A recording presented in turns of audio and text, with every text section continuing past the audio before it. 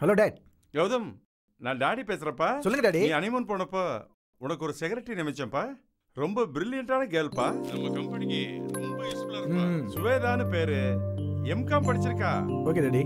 உனக்கு நல்ல ஹெல்ப்ஃபுல்லா இருப்பாப்பா. ஹனிமூன்ல பிஸியா இருப்பேன்னு உனக்கு செக்ரட்டரி நியமிச்சேன். பாத்துக்கோ. Okay daddy. போன் வச்சிரவா? வச்சிருங்க. Sir. You Shweta? Yes sir. M Com படிச்சிருக்கீங்க. உங்களை பத்தி எல்லா டீடைலும் டாடி சொல்லியிருக்காரு. அப்படியா?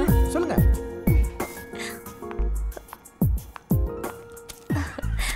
சார். Sorry sir.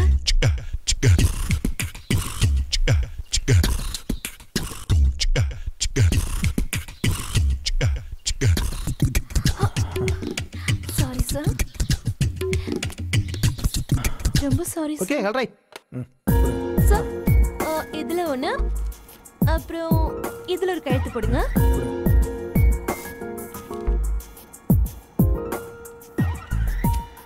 சார், நீங்க வெளியூர் போனதுக்கு அப்புறம் சேல்ஸ் ப்ராஃபிட் 1 crore சார்.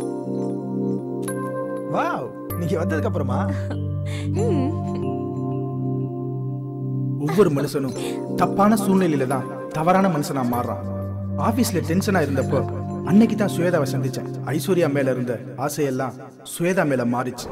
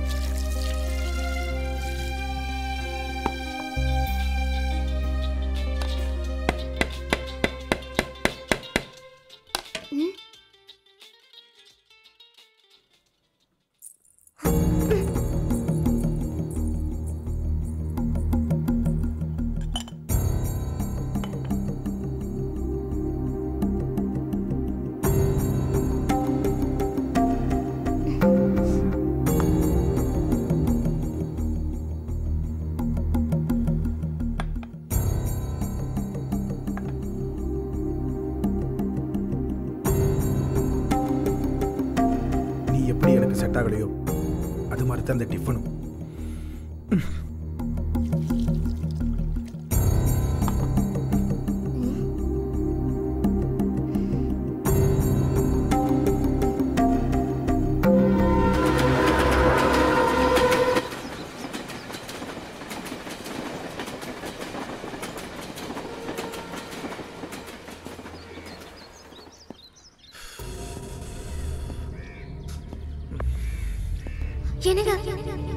இப்பவே இதெல்லாம் பண்ணணுமா? இல்ல, இப்பவே குழந்தை பெத்துக்கிட்டேன்னா என் அழகெல்லாம் போயிடும். அதுவும் இல்லாம நான் ஃபேட்டா வேற ஆயிடுவேன். ஏன்னா என் ஃப்ரெண்ட்ஸுங்கெல்லாம் அப்படிதான் ஆயிட்டாங்க. அதனால இந்த விஷயத்தை கொஞ்சம் தள்ளி போடலாமா? ஐஸ்வர்யாவை இதுக்கு மேலேயும் கன்வின்ஸ் பண்ண முடியாம தவிச்சுக்கிட்டு இருந்தேன். அவ சொன்ன வார்த்தைகள் எல்லாம் மறக்க முடியாம மீண்டும் மீண்டும் என் ஞாபகத்துக்கு வந்துச்சு.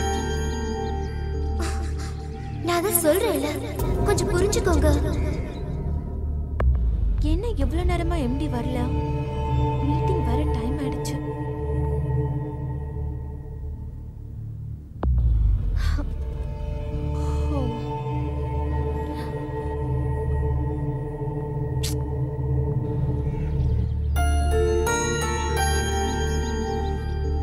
Excuse me sir.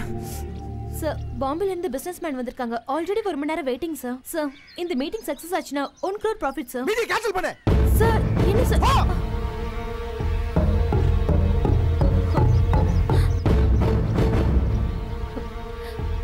இந்த மீட்டிங்கை நீங்க தான் ஏற்பாடு பண்ணீங்க. இப்போ நீங்களே கேன்சல் பண்ண சொல்றீங்க. என்ன சார் ப்ராப்ளம்? சார், உங்க பர்சனலா இருந்தா கேட்டதுக்கு மன்னிச்சிருங்க. அதைத்தான் எப்படி உன்கிட்ட சொல்றதுன்னு.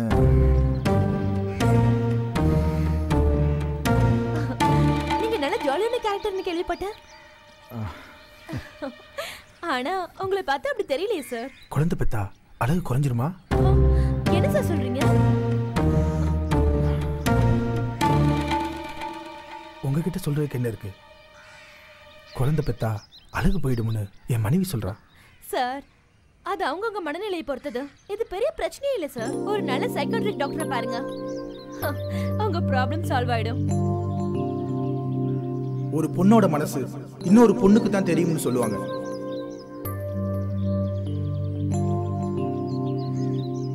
இந்த பிரச்சனைக்கு விடை தெரியணும்னு சுவேதா கிட்ட எதை பத்தி யோசிக்காம உடனே கேட்டேன்.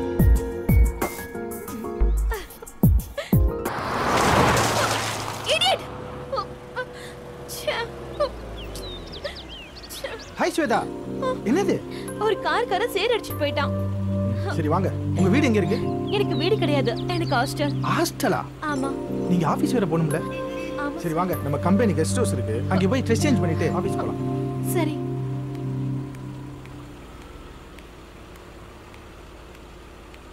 ப்ளீஸ் போலாமா? போலாம்.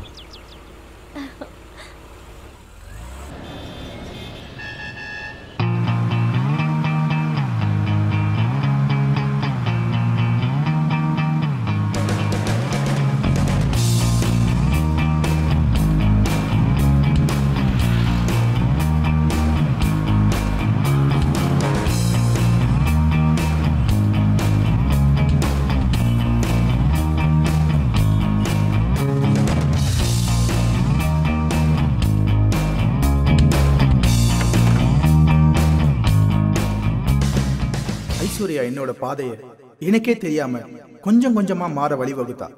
நான் என்ன பண்ணுவேன்? சுவேதாவுக்கு ஹெல்ப் பண்ண போய் அந்த ஹெல்ப் எனக்கே வடிகால் அமைஞ்சிருச்சு. நானும் மனுஷன் தானே.